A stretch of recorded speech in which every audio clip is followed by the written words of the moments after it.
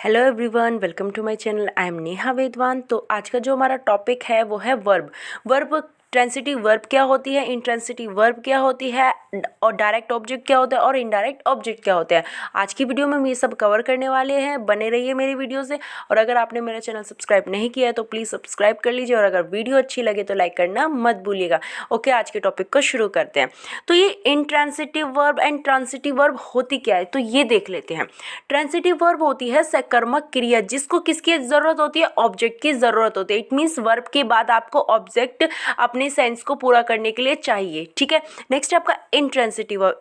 Intransitive verb होती है अकर्मक क्रिया जिसको does not require an object की ज़रूरत नहीं होती। जिस वर्ब को ऑब्जेक्ट की ज़रूरत नहीं होती है अपनी सेंस को पूरा करने के लिए, तो उसको आप बोलोगे इंट्रांसिटिव वर्ब। इनके कुछ सेंटेंस के transitive verb and intransitive verb के कुछ एग्जांपल्स देख लेते हैं। उससे आपको बिल्कुल क्लियर हो जाएगा कि ट्रांसिटिव वर्ब कैसे समझेंगे और इंट्रांसिटिव वर्ब कैसे पहचानेंगे।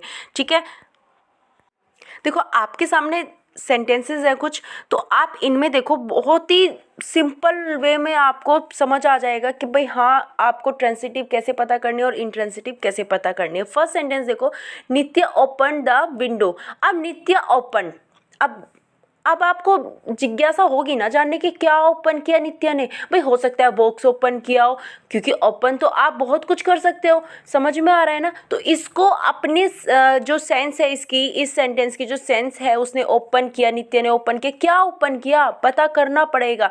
और पता करना पड़ेगा तो हमें क्या चाहिए, ऑब्जेक्ट चाहिए। और ऑब्जेक्ट चाहिए तो ये हमारा क्या हो जाएगा, ट्रांसिटिव वर्ब।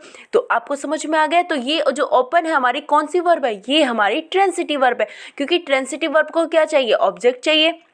इसको रिक्वायर्स एन ऑब्जेक्ट। तो आपको अच्छे से समझ में आ गया होगा। नेक्स्ट देख लेते हैं, ईशानवी सेव्ड आ चाइल्ड। अब ईशानवी ने सेव किया। सेव मीन्स होता है बचाना। उसने बचाया, किसको बचाया, जानने की जरूरत है ना। अब क्योंकि बचाने वाले हो सकता है किसी एनिमल को बचाया हो सकता है किसी और चीज, किसी चीज को गिरने से बचाया हो। तो आई थिंक आपको समझ में आ गया होगा ट्रांसिटिव वर्ब जिसको जरूरत होती है ऑब्जेक्ट की, और ऑब्जेक्ट मतलब अपनी सेंस को कंप्लीट करने के लिए। अगर उसकी सेंस कंप्लीट नहीं होगी तो आप कैसे समझोगे कि भाई क्या कहना चाह रहा है ना। तो आपको समझ में आ गया होगा, ये जो ट्रांसिटिव वर्ब होती है इसको ऑब्जेक्ट की ज़रूरत होती है अपनी सेंस को कंप्लीट करने के लिए। तो ईशानवी सेव्ड, क्या सेव किया ये हमें पता करना पड़ेगा। इसीलिए हमें किसकी ज़रूरत है, ऑब्जेक्ट की ज़रूरत है। हमें पता करना पड़ेगा कि किसकी जान बचाई, किसको बचाया। ठीक है, समझ में आ गया होगा। नित्या मेड आ डोल। अब देखो नित्या मेड, नित्या ने बनाया, क्या बनाया पता करना पड़ेगा ना कि भाई क्या बनाया उसने। अब हो सकता है, अब यहाँ पे तो बात डोल की हो रही है, हो सकता है कुछ और बनाया हो। तो यहाँ पे हमें जानना पड़ेगा कि क्या बनाया। एक तरह से जिज्ञासा है इस सेंटेंस में। अगर हम इसको सेंटेंस को यहाँ पे ये लिख के छोड़ दे नित्या मेड, तो क्या हमें समझ में आ रहा है क्या क्या बनाया। ये इनकम्प्लीट सेंस है ना। ये जो सेंस है ये कंप्लीट बिल्कुल भी नहीं हो रहा है, लेकिन एक डोल लगते ही ये क्या हो गई, कंप्लीट हो गई। तो आपको समझ में आ ही गया होगा ये हमारी कौन सी वर्ब है, ट्रांसिटिव वर्ब है। ठीक है, नेक्स्ट देख लेते हैं, द गर्ल स्माइल्ड। गर्ल हंसी। अब कि ये भी बताना पड़ेगा वो कैसे हंसी, ये हंसी नहीं ना। आपको बिल्कुल समझ में आ रहा होगा कि सेंस बिल्कुल यहाँ पे कंप्लीट है, बिल्कुल भी जरूरत नहीं है आपको ऑब्जेक्ट रखने की यहाँ पे। तो समझ में आ गया। तो गर्ल स्माइल्ड, तो यहाँ पे ये कौन सा है, ये आपका इंट्रांसिटिव है जिसको ऑब्जेक्ट की जरूरत नहीं है। ठीक है, द सन साइंस। सन क्या करता है, शाइन करता है। तो आई थिंक आपको समझ में आ गया होगा ऑब्जेक्ट की जरूरत है यहाँ पे नहीं है ना, बिल्कुल भी। तो ये हमारी कौन सी हो गई, इंट्रांसिटिव वर्ब हो गई। तो आई थिंक आपको ये क्लियर हो गया होगा। तो अब देख लेते हैं direct object and indirect object. अभी मैंने बताया था कि जो ट्रांसिटिव वर्ब होती है उसको किसकी ज़रूरत होती है, ऑब्जेक्ट की ज़रूरत होती है। और इंट्रांसिटिव वर्ब को तो ऑब्जेक्ट की ज़रूरत होती ही नहीं है, तो उसकी तो हम बात अब करते ही नहीं है। अब हम बात करेंगे ऑब्जेक्ट की। सेंटेंस में हो सकता है दो ऑब्जेक्ट हो, तो कैसे पता करोगे कौन सा डायरेक्ट ऑब्जेक्ट है और कौन सा इनडायरेक्ट ऑब्जेक्ट है, ये देख लेते हैं। ठीक है, अब देखो फर्स्ट सेंटेंस है, तो सेंटेंस में अगर दो ऑब्जेक्ट हो, डायरेक्ट और इनडायरेक्ट ऑब्जेक्ट, तो कैसे पता करोगे कौन सा डायरेक्ट ऑब्जेक्ट है कौन सा इनडायरेक्ट ऑब्जेक्ट है। She gave me a pen. अब यहाँ पे देखो इसमें दो ऑब्जेक्ट है, me and a pen. Pen यहाँ पे भी एक हमारा ऑब्जेक्ट ये हो गया और एक हमारा ऑब्जेक्ट ये हो गया। तो कैसे पता करोगे कि कौन सा डायरेक्ट है और कौन सा इनडायरेक्ट है। सीधा अपनी वर्ब पे आ जाइए।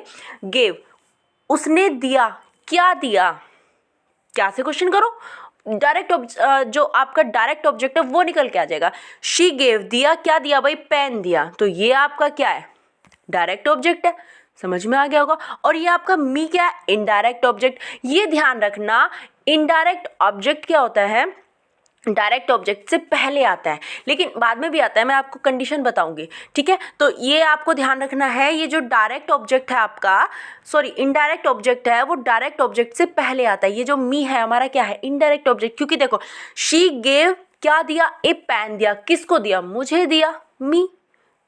Got it. तो यहाँ पे आपको क्लियर हो गया होगा। नेक्स्ट देख लेते हैं, शी गेव, उसने दिया, क्या दिया, पेन, क्या दिया भाई, ए पेन दिया। अब यहाँ पे ध्यान से देखना, ये वही सेंटेंस है लेकिन इसको मैंने, जैसे कि मैंने अभी बताया था, इनडायरेक्ट ऑब्जेक्ट आपको डायरेक्ट ऑब्जेक्ट से पहले लगाना है, लेकिन यहाँ पे क्या है, यहाँ पे जो डायरेक्ट ऑब्जेक्ट है पहले लग गया है। तो सिचुएशन क्या कहती है, अगर आपकी प्रीपोजिशन टू या फोर करके आप क्या कर सकते हो, आप अपने डायरेक्ट ऑब्जेक्ट को, सॉरी इनडायरेक्ट ऑब्जेक्ट को लास्ट में लगा सकते हो, ठीक है। अगर किसका यूज करके, टू और फोर का यूज, प्रीपोजिशन का यूज करके आप अपने इनडायरेक्ट ऑब्जेक्ट को लास्ट में लगा सकते हो, अदरवाइज नहीं।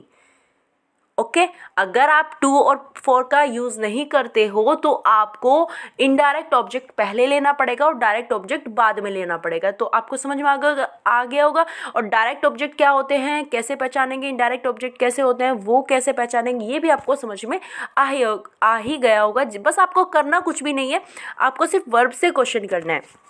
जैसे कि सेंटेंस है, शी गेव, उसने दिया, क्या दिया, ए पेन दिया। तो डायरेक्ट ऑब्जेक्ट आपका क्या है, पेन है। तो आपको बिल्कुल भी कंफ्यूज नहीं होना है कि भाई कैसे पहचानेंगे, बस आपको इससे क्वेश्चन किया है, क्या दिया, पेन दिया, दैट्स इट। ये हमारा डायरेक्ट ऑब्जेक्ट है और ये बाकी का बचा हुआ हमारा इनडायरेक्ट ऑब्जेक्ट है।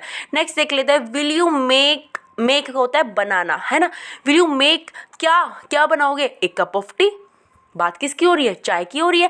अब फोर में हमारा क्या है, इनडायरेक्ट, क्योंकि मैंने बताया था अभी टू और फोर लगा के आप अपने इनडायरेक्ट ऑब्जेक्ट को लास्ट में रख सकते हो, अदरवाइज इनडायरेक्ट ऑब्जेक्ट आपका पहले आएगा और डायरेक्ट ऑब्जेक्ट आपका बाद में आएगा। तो आई थिंक आपको ये क्लियर हो गया होगा। और अगर आपने मेरा चैनल सब्सक्राइब नहीं किया है तो प्लीज़ सब्सक्राइब कर लीजिए। ओके बाय, मिलते हैं नेक्स्ट वीडियो में। और अगर वीडियो अच्छी लगे तो लाइक करना मत भूलिएगा।